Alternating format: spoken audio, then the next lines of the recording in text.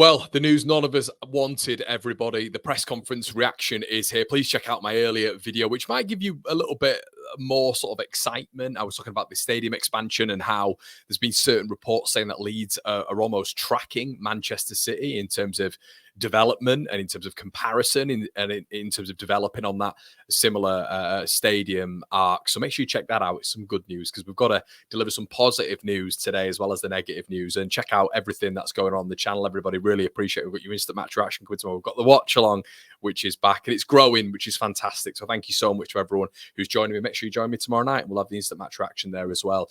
But today, unfortunately, we have a little bit of negative news when it comes to the press conference. Daniel Farke has released the information right now that none of us wanted, which is that he was asked about the injuries.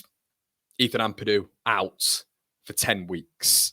Now, he was mentioning that it was a lateral ligament injury. Now, just to give you guys a little bit of a specific indication of what a lateral knee ligament issue is, I've come across this plenty of times before in my footballing career, I should say, you know, the limited footballing career I had, but it is not pretty. Recovery time for a lateral collateral ligament, LCL, depends on the severity of the sprain or tear. Grade 1, 3-4 weeks. Moderate sprain, 8 to 12 weeks. So it feels like he's within that bracket, in a severe sprain that takes 8 to 12 weeks to heal, but can take up to 6 months to return to competitive sports. Now, let's not look at that arc as the news today. Let's not think that that is going to be the prognosis. We've been told by Daniel Farke that he thinks it's 10 weeks. The key thing to note with an LCL is it can get progressively worse, but let's not look at that. Let's look at the fact that it's hopefully going to, not the facts as such yet, but from what Daniel Farke understands right now, that it will be sort of 10 weeks, but that is over 2.5 months without Ethan Ampadu, probably ruling sort of moving into 3 months, which is a massive blow for Leeds United. What else did we figure out today as well? Schmidt is injured already. Solomon is still out, which, look, it is what it is, but this guy is a sick note, and we bought him as a sick note. We're paying 50 grand a week as a sick note, which is mildly irritating for me, and why I was sort of against the signing initially, not because of the caliber of the player, but because what's the point? He's never going to be fit. So, and what else do we figure out? That Verber is going in for surgery. So it's not been a great press conference from Daniel Farke, and in terms of what we needed to hear. I was hoping that maybe, I knew Ampadu was going to miss this game, but potentially missing it for you know, upwards of a week or two, but for 10 weeks, by God, that is massive. But you know, how I'm looking at this is opportunities. I'm not upset by it. I'm upset for Ethan. I'm upset for the captain of the club. I'm upset for one of my favourite players. But overall, it's an opportunity right now. And that's how we've got to look at it positively. It's an opportunity for Eli Gruev. It's an opportunity for Al Tanaka. Will Al Tanaka start having that role that he had at the weekend, which was just dropping between the centre-backs? I'd like him to be further up. I'd like Gruev to do that sweeper role. But now is Al Tanaka going to be that man who dictates the tempo because of his skills that he has? You know, the acquisition of just dictating the tempo with his silky touch, his balance, and his assurance on the ball. Is Gruev going to be deployed a little bit higher up without that protection of Ethan Ampadu? Because we know Ampadu is a more combative midfielder than what Tanaka is. So do you need maybe a little bit more of a combative midfielder that Gruev is, to just drop a little bit and for Tanaka to be utilised a little bit further up? It's going to be a big task, this, for Daniel Farke to get the best out of his side. And I'm interested to see what happens. I'm interested to see what goes on here. Schmidt being out is a slight irritant because he's barely been available and he is our depth cover, but we do have Byram there who can work on the left and work on the right. We know he's tentative when it comes to the injury record as well, but still he is there.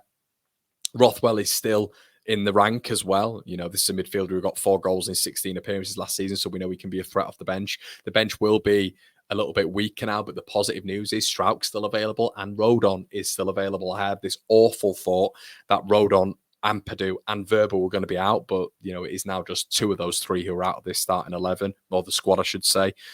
The Leeds have got to move with that. We've got to move with the flow. You know, if we just have a quick look now, which I want to do, just at the squad depth that United have for this one. Let's have a quick look at the weekend's game, which was absolutely fantastic for Leeds United. But let's just have a look at the starting 11 for that and the squad.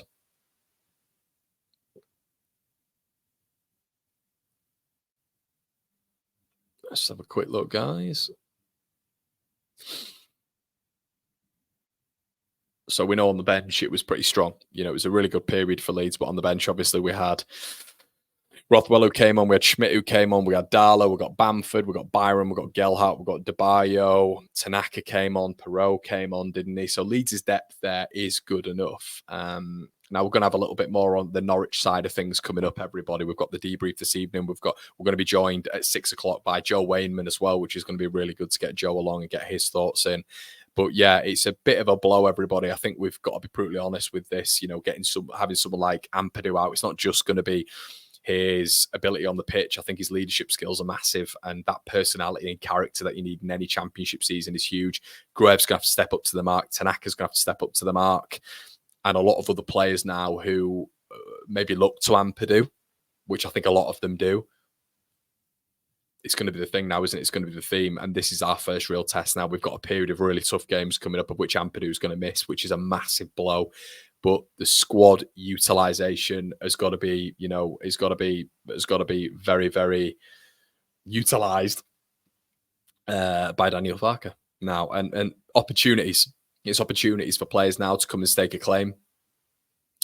If I'm a player, I'm absolutely chomping at the bit for that. So I'm excited. I'm excited to see our rotation. I'm gutted for Ethan, but we've got to start seeing leaders step up now because I think he is the utmost leader. I want to see more from Pascal, from Joe Rodon. I want to see him turn into a proper leader because I think he looks to Ampadu as well. I think you could even tell that on the pitch at the weekend. He's almost looking across to him for a little bit of guidance at some points. Joe's got to take that role up now. And we've got experienced players out, haven't we? Verba out, James out, who's an experienced body now, Ampadu out, Solomon. Yeah, I don't want to get too frustrated at him because he's going through a tough time at the minute in terms of injury, but I'm more frustrated at Leeds United for bringing that in when there could have been a different utilisation in the transfer market. I keep using that word, but of getting someone else in who's going to be available. Solomon out again.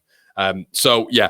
Let me know what you think in the comment section below, guys. How sort of wounded are you by this? Please make sure you check out the video from earlier on as well. We're going to have more going on the Patreon as well. If you fancy that, we've got a bonus bit of Patreon content as well, which is the exclusive dive into the Man City stadium expansion in comparison with the Ellen Road expansion. That's been a big article piece, everybody.